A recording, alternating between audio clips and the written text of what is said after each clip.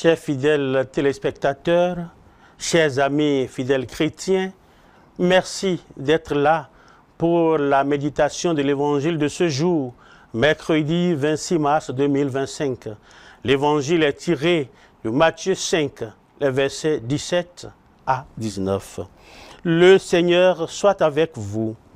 Évangile de Jésus-Christ selon saint Matthieu.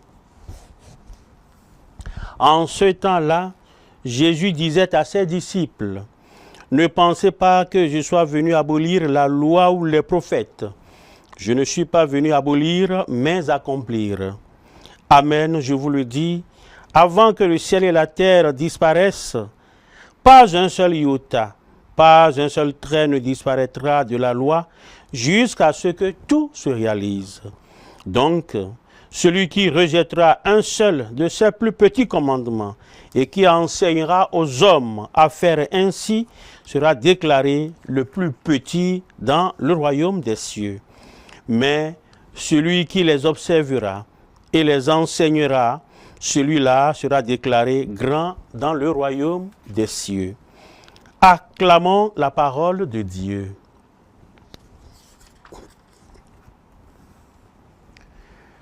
Étonnante parole de Jésus.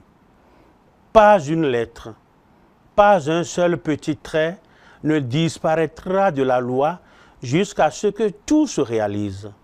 Chers sœurs et frères dans le Christ, fidèles téléspectateurs de Lumen Christi TV, bonjour à vous.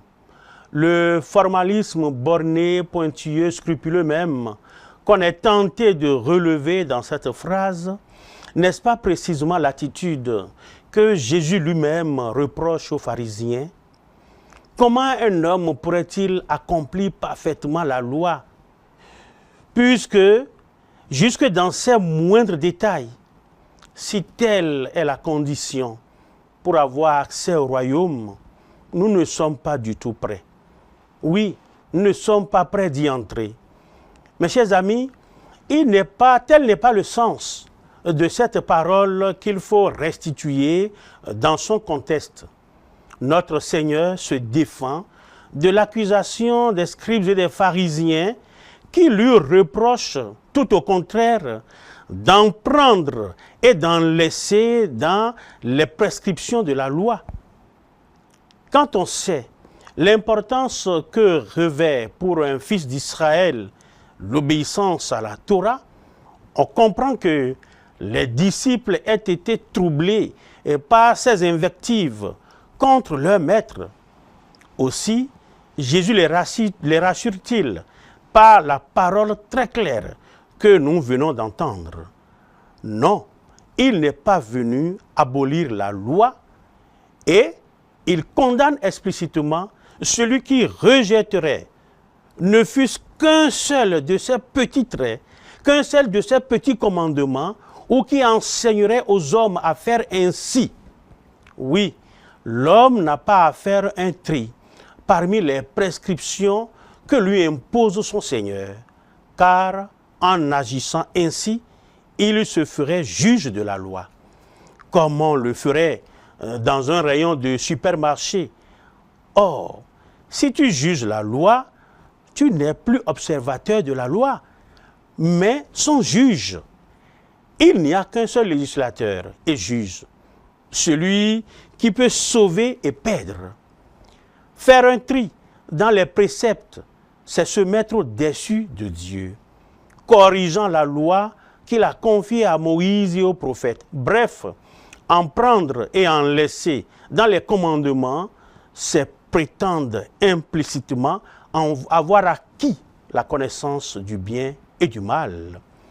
L'attitude juste que suggère Jésus tout au long de l'Évangile consiste à recevoir la loi et ses prophètes comme la parole d'un Père qui appelle à lui en ayant soin d'éclairer le chemin sur lequel nous pouvons avancer en toute sécurité. Vu sous cet angle, la Torah est un don précieux, une lampe sur nos pas, une lumière sur notre route, que nous sommes invités à recevoir avec gratitude. C'est en l'accueillant comme la parole de notre Père, en nous penchant sur elle avec amour pour l'observer et la garder, que nous manifestons notre volonté d'être des fils. Ce ne sont pas nos œuvres qui nous sauvent, mais une foi vivante par la charité concrète. Le Fils sait que tout est grâce, y compris la transformation que la parole opère en nous, afin de nous rendre progressivement capables de la mettre intégralement en pratique. Il n'y a donc pas à tirer orgueil de notre obéissance, car Dieu seul, par son esprit, peut accomplir ses œuvres en nous, et nous n'avons pas à nous décourager de trébucher parfois, car il est fidèle, le Dieu qui nous appelle. C'est encore lui qui accomplira tout cela pour nous. Chers frères et sœurs, bénissons-le pour ce qu'il accomplit dans la vie de chacun de nous et rendons-lui gloire. Le Seigneur soit avec vous. Que Dieu Tout-Puissant vous bénisse et vous garde. Le Père, le Fils et le Saint-Esprit.